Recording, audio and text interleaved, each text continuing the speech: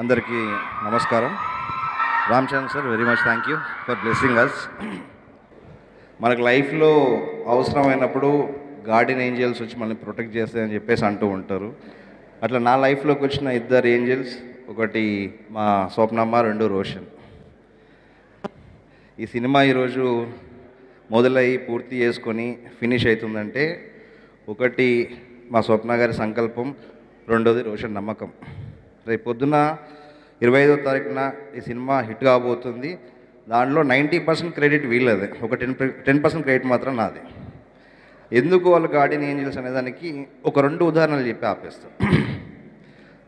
ఒక 4-5 years back స్వప్న గారిని మొదటిసారి కలిసి కథ చెప్పడం జరిగింది.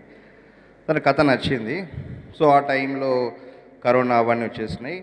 ఎవరితో చేయాలి, ఎలా చేయాలి అని చెప్పేసి ప్లాన్ చేసుకునే టైంలో మా వైజు పాప పుట్టింది. సరే, మా పాప పుట్టింది, బిజీ ఉంటుంది, ఒక 3-4 మంత్స్ మదర్హుడ్, మనల్ని పట్టించుకోలే, మనం వేరే పని చేసుకుందామని చెప్పేసి నేను అది ఆలోచిస్తుంటే కరెక్ట్గా బాగా గుర్తు, పాప పుట్టిన 2వ రోజుకి ఫోన్ వచ్చింది నాకు. మైట్ ఇంకా హాస్పిటల్లో ఉండుంటుంది. ఫోన్ చేసి, ప్రదీప్ ఆ సినిమా ఏమైంది, అదే మనం ఎవరికి చెప్పాలి, కథ విజయ్కి చెప్పాలి, వాళ్ళకి చెప్పాలి, ఇంకోరికి చెప్పాలి మాట్లాడుతున్నాం. సో నాకు అర్థం కాలేదు. అంటే తనకున్న ఒక మంచి కథను సినిమా చేయాలనే పిచ్చి, ఆ పిచ్చిలో ఒక 10% మనకున్నా కూడా నాకు తెలిసి నేను గ్రేట్ ఫిలిం మేకర్ని అయిపోతా. రోషన్ను నేను 3 ఇయర్స్ బ్యాక్ కలిసింది. 3 ఇయర్స్ బ్యాక్ అప్పుడు స్వప్న గారు ఎవరితో చేద్దాం, రోషన్ బాగుంటాడు చూడు అంటే ఒక 3 ఇయర్స్ బ్యాక్ వెళ్ళి రోషన్కి మెసేజ్ పెట్టి కలిశాను. శ్రీకాంత్ గారు అందరు ఇంట్లో ఉన్నారు. నేను వెళ్ళేసరికి రోషన్ ఎదురుగా నడుచుకుంటూ వస్తున్నాను రిసీవ్ చేసుకోవడానికి.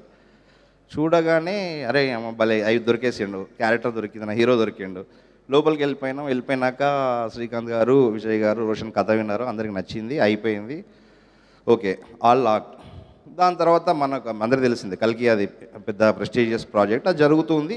సో కొంచెం పుషప్ అవుతూ ఉంటే రోషన్ అడుగుతూ ఉంటే స్వప్న గారు కూడా చెప్పేది రోషన్కు, అరే ఎందుకురా వెయిట్ చేయడము, నువ్వు కావాలంటే ఇంకో ప్రాజెక్ట్ చేసుకోండిరా, ఇది కంపల్సరీ మనం చేద్దాము. నేను కూడా రోషన్ వేరే చేసుకోనరా, ఎందుకు టైం వేస్ట్ చేసుకుంటాను, ఎందుకంటే ప్రైమ్ ఏజ్ కలిసినప్పుడు 21, ప్రైమ్ ఏజ్ ఎందుకు టైం వేస్ట్ చేసుకుంటానో, చేసుకోవచ్చు కదా అంటే, లేదు భయ్య అంటే అంత నమ్మకం ఎందుకు వచ్చిందో నాకు తెలియదు, లేదు భయ్య ఈ సినిమా పూర్తి చేసినాకనే నేను వేరే ఏదైనా సినిమా చేస్తా. తన లైఫ్లో, తన కెరియర్లో 1000 రోజులు నాకు ఇచ్చాడు, 1000 days.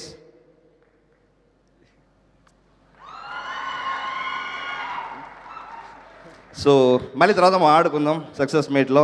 All the best Roshan sir, that sir, thank you very much.